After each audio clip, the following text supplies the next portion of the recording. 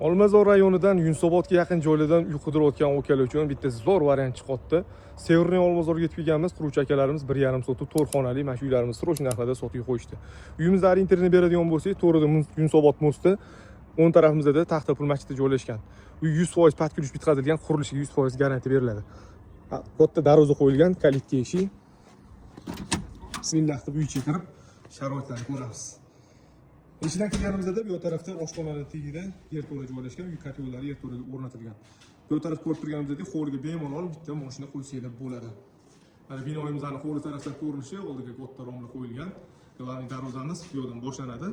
Bismillah deb endi uyga kirib sharoitlarni ko'ramiz.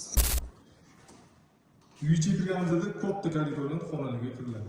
O'ng qo'limizda oshxona joylashgan, oshxonada bemalol oilaviy nonushta qildirishga sharoit qo'ysak bo'ladi.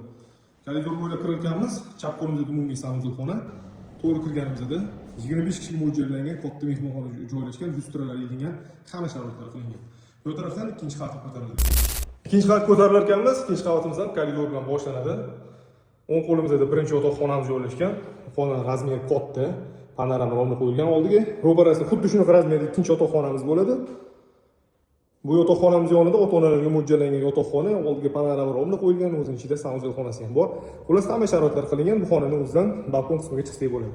Koridor bir burchagida katta sanuzil xona qilingan, hamma sharoitlari bor.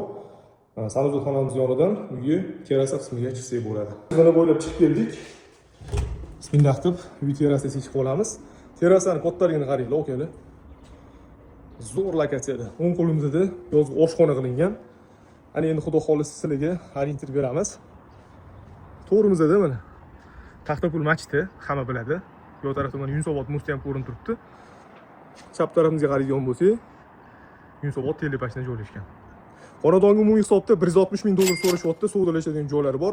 Yonida korobka holatida $125,000 ga qo'yilgan joy ham bor. Joyimiz qiziq bo'lsa, nomerlarga aloqa qilib ko'rasizlar.